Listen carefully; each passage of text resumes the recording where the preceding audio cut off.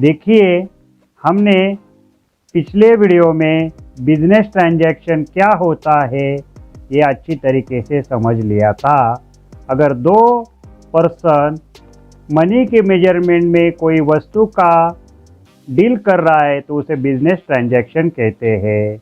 उसके बाद गुड्स क्या होता है, तो जिस वस्तु में ट्रेडर डील करता है उसे गुड्स कहते हैं। उसके बाद हमने परचेस अकाउंट, सेल्स अकाउंट का कंसेप्ट भी समझ लिया था। उसमें कैश बेसिस, क्रेडिट बेसिस पे हमें लेजर क्रिएट करने पड़ते हैं, वो भी हमने अच्छी तरीके से समझ लिया था।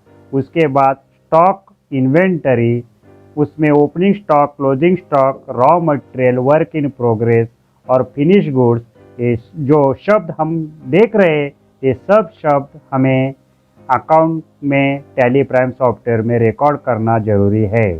उसके बाद सेल्स अकाउंट, उसमें कैश बेसिस पे अगर हम सेल करेंगे तो उसका कैश लेजर में हम एंट्री रिकॉर्ड करेंगे। अगर क्रेडिट सेल पे हम कोई माल बेचेंगे क्रेडिट पे तो हमें सन्ड्री डेटर्स, बिल्स रिसीवेबल और ट्रेड रिसीवेबल का एंट्री रिकॉर्ड करना पड़ेगा। वो भी हमने अच्छी तरीके से समझ लिया था। उसके बाद परचेस रिटर्न और सेल्स रिटर्न क्या होता है ये भी हमने समझ लिया था। उसके बाद और एक शब्द आता है अकाउंट में, परचेसेस, उसमें कैश परचेस और credit purchase, sundry creditors, bills payable और ट्रेड पेबल, ये भी हमें अच्छी तरीके से हमने समझ लिया था। उसके बाद एक्सपेंडिचर, ये शब्द भी हमें अकाउंट में आता है। बिजनेस से पैसा बाहर जाना यानी एक्सपेंसेस। एक्सपेंसेस में भी दो प्रकार आते हैं, एक रेवेन्यू एक्सपेंडिचर और एक कैपिटल एक्सपेंडिचर। रेवेन्यू एक्सपेंडिचर का मतलब होता है कि उसका जिसका हम एक साल में बेनिफिट ले रहे हैं और उसको हम पेमेंट कर रहे या बाद में कर रहे, अगर हमने एक साल में उसका बेनिफिट लिया है तो हमें उसका एंट्री रिकॉर्ड करना पड़ेगा, उसे हम रेवेन्यू एक्सपेंडिचर कहेंगे। उसके बाद कैपिटल एक्सपेंडिचर का मतलब भी हमने अच्छी तरीके से समझ लिया था। उसमें एक साल के बाद इन फ्यूचर में बेनिफिट हम लेंगे उसे कैपिटल एक्सपेंडिचर कहेंगे। अगर कोई भी एसेट हम परचेस करेंगे और आज मतलब प्रीवियस ईयर में, करंट ईयर में हम वो एसेट परचेस करने के लिए जो खर्चा कर रहे और उसका बेनिफिट इन फ्यूचर में ले रहे तो उसे हम कैपिटल एक्सपेंडिचर रिकॉर्ड करेंगे। उस कैपिटल एक्सपेंडिचर में हमने देखा कि एसेट ये शब्द भी आता है और जो एसेट शब्द आता है उसमें भी तीन प्रकार के एसेट हमें मालूम होना जरूरी है। उसमें से एक नॉन करंट एसेट, एक करंट एसेट और फिक्टिशियस एक एसेट होती है। फिक्टिशियस एसेट ये समझने के लिए यहाँ बताया है, एक्चुअल हम अकाउंट में नॉन करंट एसेट और करंट एसेट ही रिकॉर्ड करते हैं। उसमें करंट एसेट का मतलब हम करंट ईयर में एक साल में उसका बेनिफिट लेंगे करंट ईयर में, और करंट ईयर के बाद जो साल आता है उसमें उसका बेनिफिट हम ले रहे हैं तो उसे हम करंट एसेट बिजनेस में रिकॉर्ड करते हैं। और नॉन करंट एसेट भी, उसमें भी दो प्रकार के एसेट आती है। उसमें फिक्स एसेट का ही फिक्स एसेट ये नॉन करंट एसेट का ही पार्ट है, it is part of non current asset. उसमें दो प्रकार के एसेट हमें रिकॉर्ड करनी पड़ती है बुक्स ऑफ अकाउंट में। तो वो पहले एसेट का नाम होता है टेंजिबल फिक्स एसेट और एक एसेट का नाम होता है इनटेंजिबल फिक्स एसेट। तो टेंजिबल फिक्स एसेट यानी हमें जो एसेट हम देख सकते हैं उसको हम टच कर सकते हैं तो वो एसेट हम tangible fixed asset books of account में रिकॉर्ड करते हैं। यानी हमारे बिजनेस में मशीन है, फर्नीचर है, कंप्यूटर है, हमारी कार है, हमारी बिल्डिंग है, ये सब हम देख सकते हैं, उसे हम टच कर सकते हैं, स्पर्श कर सकते हैं, ये सब हमारी टेंजिबल एसेट है। और इनटेंजिबल फिक्स एसेट भी हमें बुक्स ऑफ अकाउंट में रिकॉर्ड करनी पड़ती है। उसका एग्जाम्पल गुडविल है, ट्रेड है, हमारा पेटेंट है, ये सब हमारी इनटेंजिबल एसेट, उसे हम देख नहीं सकते, उसे हम टच नहीं कर सकते, पर उसका बेनिफिट हमें मिलता है। उसके लिए मैंने एक उदाहरण दिया था टाटा कंपनी का। टाटा कंपनी का ब्रांड मार्केट में अगर कोई नई कार, ट्रक अगर वो लॉन्च करेगा तो टाटा कंपनी की रहेगी, तो उसे गिराए ऑलरेडी रेडी रहेगा और उसका बेनिफिट उन्हें अनेक साल आने वाले साल में मिलता रहता है। उसे हम इंटेंजिबल फिक्स्ड एसेट कहते हैं। उसके बाद हमने एक शब्द देखा कैपिटल, कैपिटल और उसके बाद हमने लायबिलिटी भी देखा। तो ये जो 5 शब्द है कैपिटल, एसेट, लायबिलिटी, एक्सपेंसेस और इनकम, जहां मैंने टैली प्राइम सॉफ्टवेयर में बेसिक कोर्स को शुरुआत किया उसी टाइम बेसिक अकाउंट के कंसेप्ट में मैंने जो 5 वर्ड लिए थे जो अकाउंट का काम करने के लिए बहुत ही इम्पोर्टेंट है, उसका कंसेप्ट समझना बहुत ही ज़रूरी है। उसमें से कैपिटल, लायबिलिटी, एसेट, एक्सपेंसेस और इनकम वो अच्छी तरीके से ऑलरेडी मैंने समझाया है और आज भी समझा रहा हूँ। कैपिटल का मतलब होता है कि कोई भी ओनर बिजनेस में जो कंट्रीब्यूशन करता है और एक क्लेम करता है टोटल एसेट में, तो उसे हम कैपिटल कहते हैं। जो ओनर बिजनेस के टोटल एसेट में क्लेम करता है उसे कैपिटल कहते हैं और जो आउटसाइडर बिजनेस के टोटल एसेट में क्लेम करता है उसे लायबिलिटीज कहते हैं। अभी मैंने ये आपको डायरेक्ट रिवीजन के स्वरूप में बताया है, पर इसका डिटेल मैंने एकदम स्टेप बाय स्टेप एग्जाम्पल लेके बताया हुआ है। आज हम लायबिलिटी क्या है ये आज शुरू करने वाले हैं, अच्छी तरीके से फिर एक बार समझने वाले हैं। ये सब होने के बाद ही हम टैली प्राइम सॉफ्टवेयर में एंट्री रिकॉर्ड करना शुरू करेंगे। चलो अभी liability, the amount invested by person other than owner into the business is called liability. It is the claim of outsider into the business. Liabilities are always payable on due date. Due date को कोई भी हमें instalment देना है, अगर हमने bank से loan लिया है, हमारा जो क्रेडिटर है जहाँ से सप्लायर से हमने माल परचेस किया है, अगर बिल्स पेबल हमने साइन करके दिया है कि आपको विशिष्ट तारीख को हम पेमेंट करेंगे। हमने मॉर्गेज लोन लिया है, अगर हमने शॉप मॉर्गेज लोन लिया, बिल्डिंग मॉर्गेज लोन लिया, कोई डॉक्यूमेंट्स प्लॉट मॉर्गेज लोन लिया, उसका इंस्टॉलमेंट हमें टाइम पे देना पड़ता है, तो उसे हम लायबिलिटी कहते हैं। क्योंकि कोई भी आउटसाइडर यानी बैंक, कोई सप्लायर हमें क्या करता है, हमारे बिजनेस में वो कंट्रीब्यूशन करता है, यानी लोन के स्वरूप में परचेस का गुड्स हमें दे के हमें वो कंट्रीब्यूशन करता है, यानी उनका राइट रहता है कि हमसे पैसा वसूल करने का, तो उनको विशिष्ट तारीख को हमें पेमेंट देना जरूरी रहता है। वो सब हमारी लायबिलिटीज होती है। The amount invested by a person other than owner. Owner को छोड़ के कोई भी पर्सन हमारे बिजनेस में अगर कंट्रीब्यूशन करेगा, इन्वेस्टमेंट करेगा, तो उसे हम लायबिलिटी कहेंगे। Into the business is called liability. It is the claim, ये भी क्लेम होता है, of outsider into the business. Liability are always payable on due date. ये ड्यू डेट को हमें पे करना पड़ता है, उसे हम लायबिलिटी कहते हैं। अभी लायबिलिटी को हम विस्तृत स्वरूप से समझना जरूरी है। चलो देखते हैं। Liability can be divided in 2 part. Liability भी 2 पार्ट में डिवाइड होती है, एक नॉन करंट लायबिलिटी और एक करंट लायबिलिटी। अभी नॉन करंट लायबिलिटी क्या होती है? Those liability which are payable, जिसका पेमेंट हमें करना है। जिस कोई भी वैल्यू का अगर हमने बेनिफिट लिया है तो उसका हमें पेमेंट करना पड़ता है after a period of more than 1 year.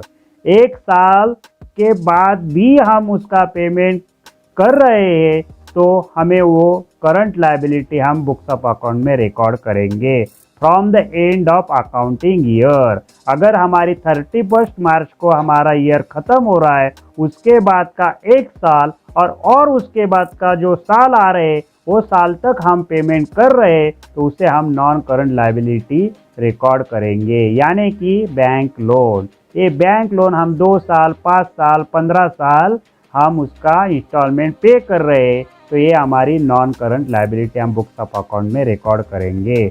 Long term loan, long term का मतलब 10 साल, 15 साल, 20 साल, 25 साल तक हम पेमेंट कर रहे हैं, लोन का पेमेंट दे रहे हैं, तो उसे हम नॉन करंट लायबिलिटी रिकॉर्ड करेंगे। मॉर्गेज लोन, डिवेंचर्स के ऊपर लिया हुआ लोन, ये सब हमारे नॉन करंट लायबिलिटीज हम बुक्स ऑफ अकाउंट में रिकॉर्ड करते हैं। इतना तो समझ में आ गया होगा कि लायबिलिटी क्या होती है।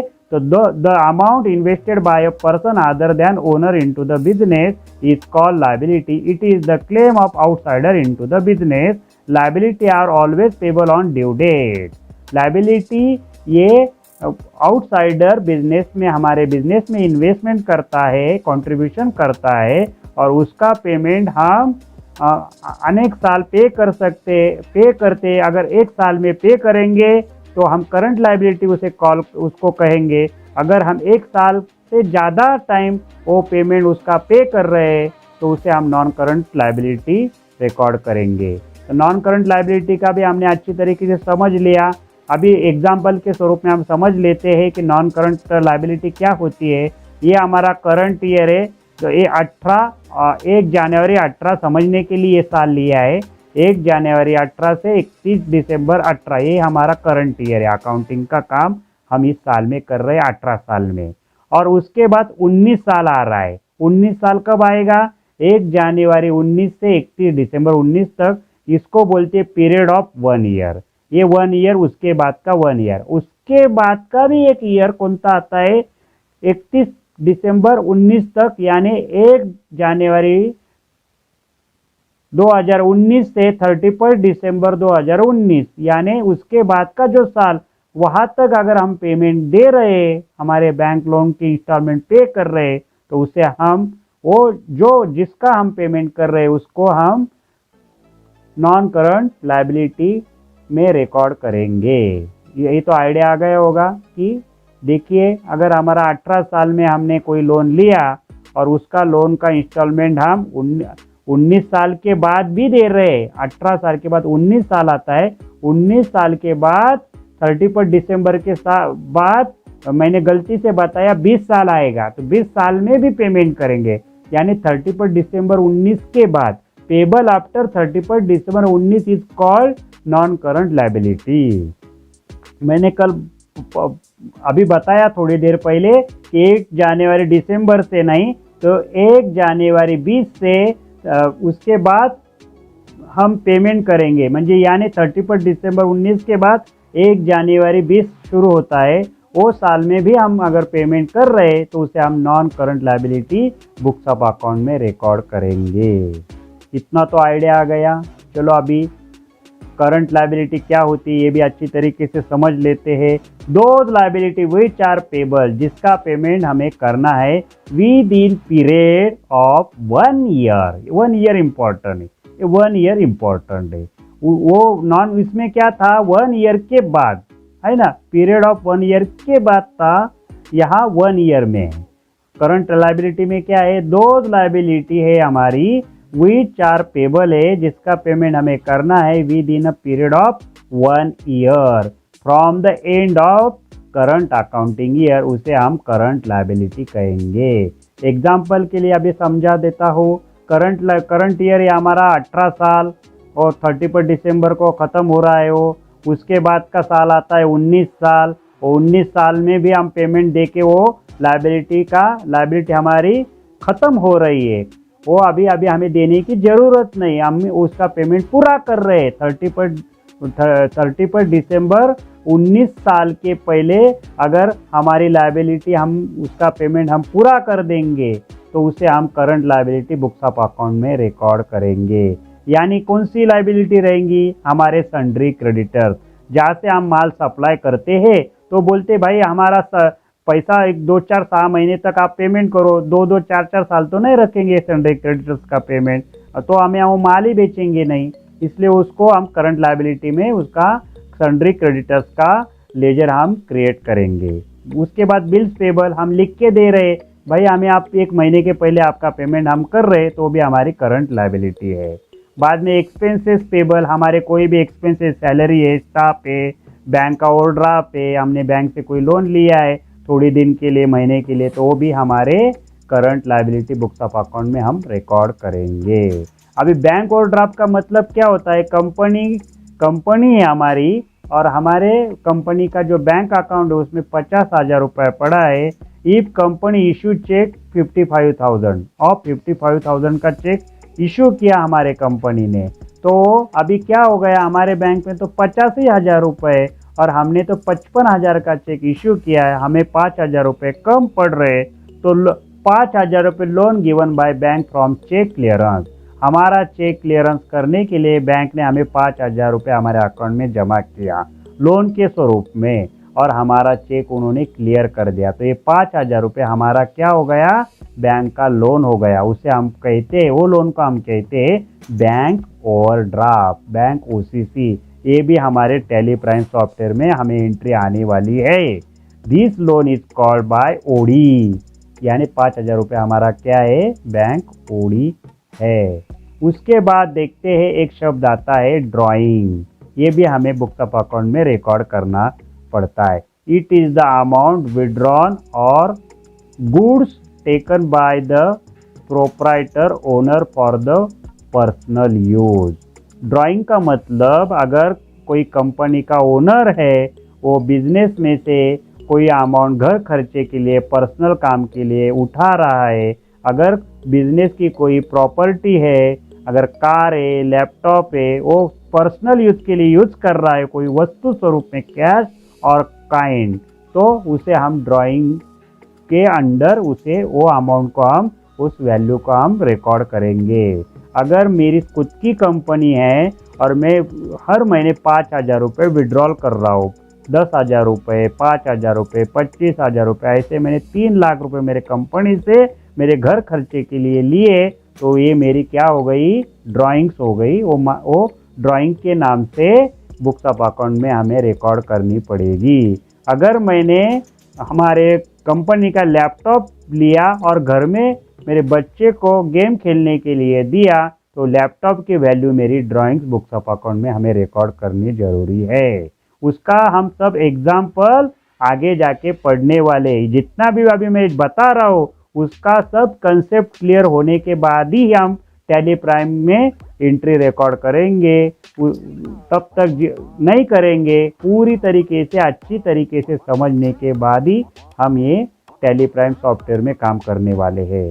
अभी ये जितने भी शब्द आने हुए हैं, 13 नंबर का शब्द है, ऐसे जितने भी वर्ड आ रहे उसकी कंसेप्ट हमें क्लियर अगर हो गई, तो हम कोई भी काम अकाउंट में टैली प्राइम सॉफ्टवेयर में करेंगे। टैली प्राइम सॉफ्टवेयर का हमें धन्यवाद करता हूँ कि ये सॉफ्टवेयर इतना अच्छा बनाया है कि हमें अकाउंट काम करने के लिए बहुत ही आसान हो गया है।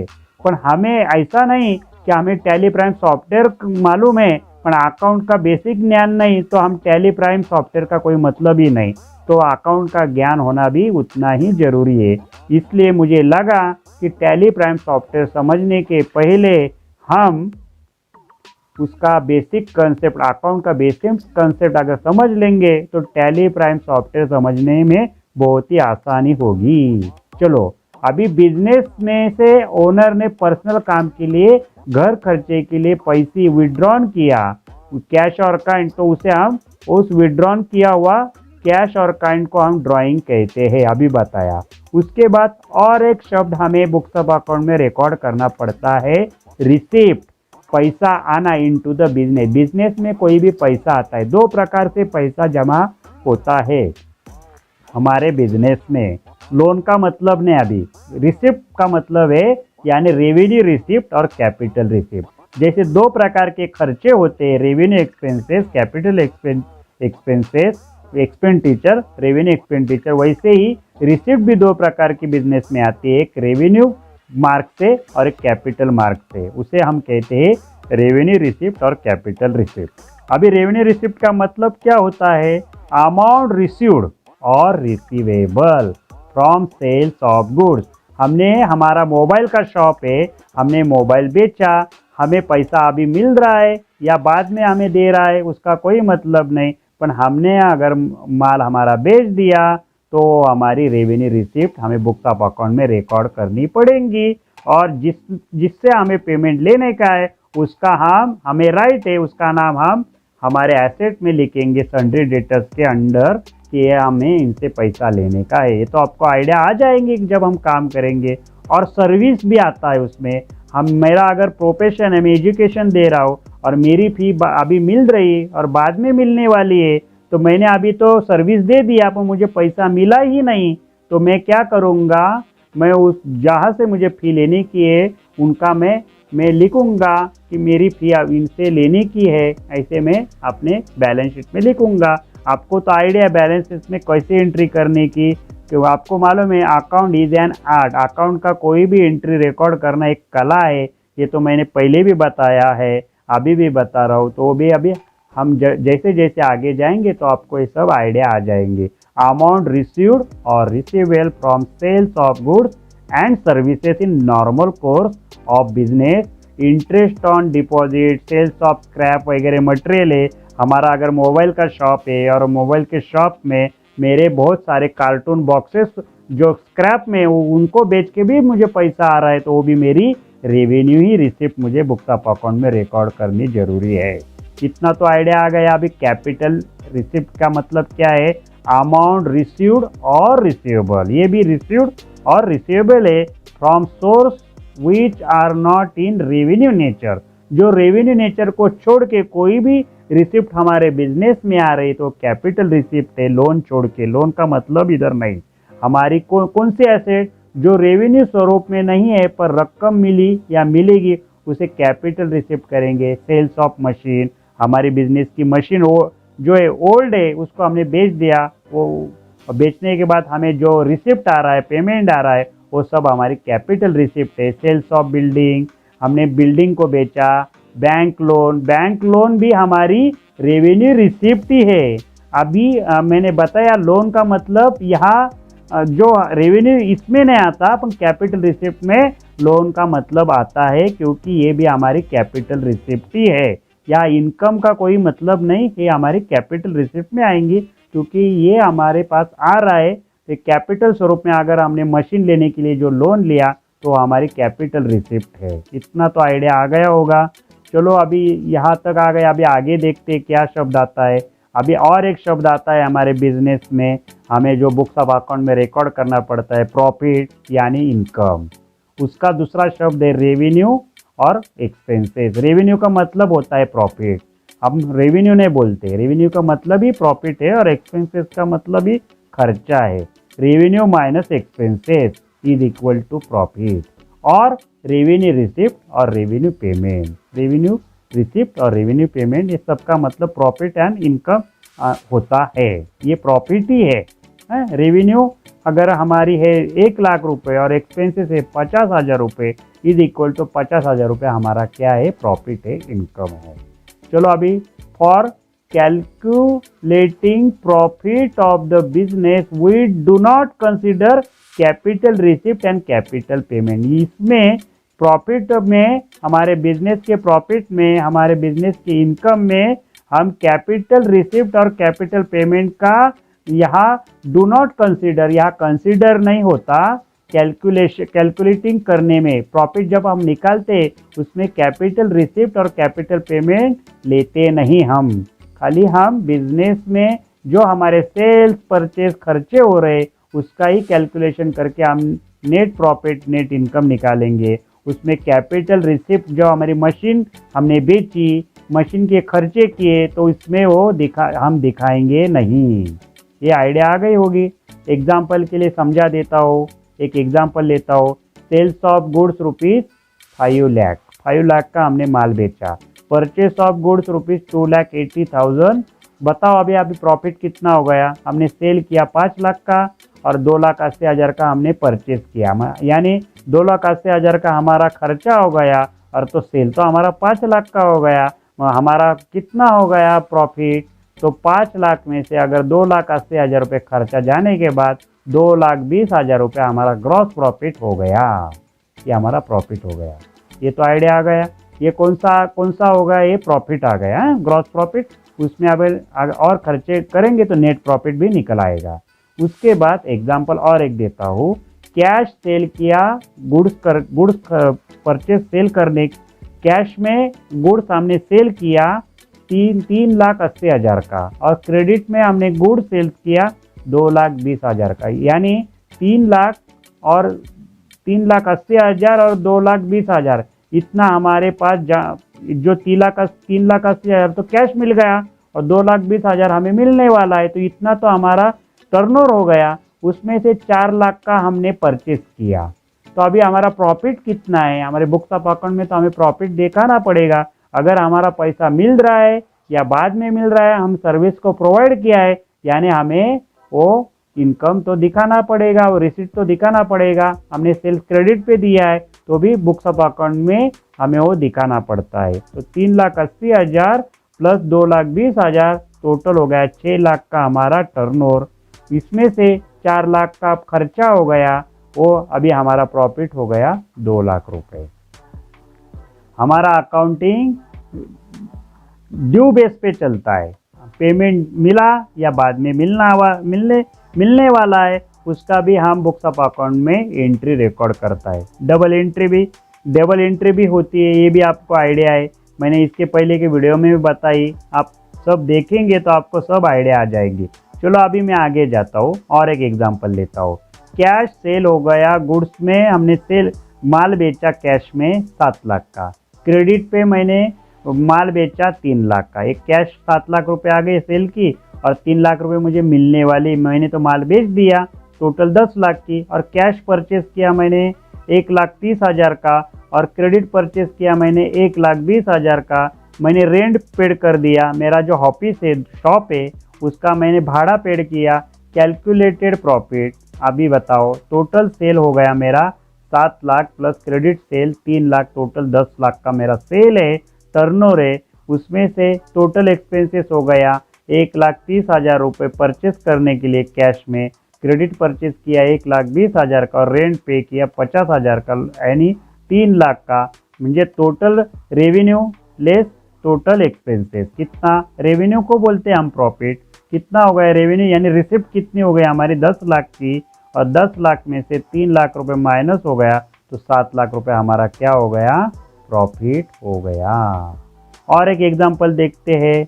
एग्जांपल, कैश सेल किया हमने, cash sales of goods rupees 8 lakh, credit sales of goods 4 lakh, total revenue हो गया 8 लाख प्लस 7 लाख, 12 लाख रुपए का हमारा रेवेन्यू हमारे पास जमा हो गया। कैश परचेस ऑफ गुड्स किया 3 लाख का, क्रेडिट परचेस ऑफ गुड्स किया 2,40,000 का, रेंट पेड कर दिया 1,50,000 का, परचेस ऑफ मशीन किया हमने कितना, 20 लाख रुपए का, 20 लाख रुपए की हमने मशीन भी परचेस की। कैलकुलेट प्रॉफिट, अभी बताओ सॉल्यूशन क्या होगा। टोटल रेवेन्यू तो हमारा कितना हो गया, 12 लाख रुपए, और हमने 3 लाख का तो खर्चा कर दिया परचेस करने के लिए कैश में, और क्रेडिट में भी खर्चा कर दिया, हमें तो पेमेंट देना पड़ेगा आगे जाके। 2,40,000 हमने क्रेडिट पे तो माल लिया है, और हमारा जो ऑफिस है उसका हमने यूज़ किया, उसका भाड़ा हमने 1,50,000 रुपये दिया है। यहाँ पे और सैलरी भी पेड कर दी है 50,000 रुपये, यहाँ लिखा नहीं मैंने, पर यहाँ सोल्यूशन में दिखाया मैंने। तो 50,000 रुपये हमने स्टाफ को सैलरी भी दे दी, ये भी हमारा खर्चा हो गया। तो हमारा 12 लाख का रिसिप्ट हो गया और 7,40,000 का हमारा खर्चा हो गया। देखिए कैसा, कैश परचेस किया 3 लाख का, क्रेडिट परचेस किया हमने 2,40,000 का, रेंट पेड कर दिया 1,50,000 का, सैलरी पेड कर दिए 50,000 की, टोटल 7,40,000 रुपये तो हमारा खर्चा हो गया एक्सपेंसेस। और रेवेन्यू कितना हो गया, 12 लाख। 12 लाख में से 7,40,000 रुपये अगर हम माइनस करेंगे तो 4,60,000 रुपये हमारा प्रॉफिट हो गया। ये ऐसा हम यहाँ बुक्स ऑफ अकाउंट में हम रिकॉर्ड करने वाले आगे जाके, ये आपको आइडिया आ जाएगी। अगर हमें ट्रायल बैलेंस बनाना है, प्रॉफिट लॉस बनाना है, बैलेंस शीट बनाना है, हमें सबमिशन करना है जीएसटी ऑफिस को, इनकम टैक्स को, तो ये तो हमें बेसिक ज्ञान होना जरूरी है। चलो अभी और एक शब्द आता है बुक्स ऑफ अकाउंट में, लॉस। जैसे प्रॉफिट आता है वैसे लॉस भी हमारे बुक्स ऑफ अकाउंट में आता है। इट इज निगेटिव प्रॉफिट, ये निगेटिव प्रॉफिट होता है। Expenses less than profit, expenses less profit, अगर एक्सपेंसेस ज़्यादा हो गया और प्रॉफिट कम हो गया तो is equal to loss. Example के लिए एक ही एग्जाम्पल दे रहा हूँ मैं। टोटल एक्सपेंसेस है हमारा 2 लाख रुपए, और टोटल रेवेन्यू जमा तो ये 1,50,000 ही हो गया। Calculate loss, solution example, expenses minus profit, 2 lakh रुपए हमारा एक्सपेंसेस माइनस हमारा 1,50,000 रुपये रेवेन्यू है, टोटल 50,000 रुपये हमारा लॉस हो गया। आज यहाँ तक हम पढ़ेंगे, आगे जाके हम इसे विस्तृत स्वरूप में एक एक एग्जाम्पल में लेने वाला हूँ। उसमें आपको सब कंसेप्ट, सब शब्द के कंसेप्ट आपको क्लियर हो जाएंगी। उसके बाद ही हम टैली प्राइम सॉफ्टवेयर में काम करना शुरू करेंगे और 2-4 वीडियो के बाद हम टैली प्राइम सॉफ्टवेयर में काम करना शुरू करेंगे। Thank you very much, see you, bye.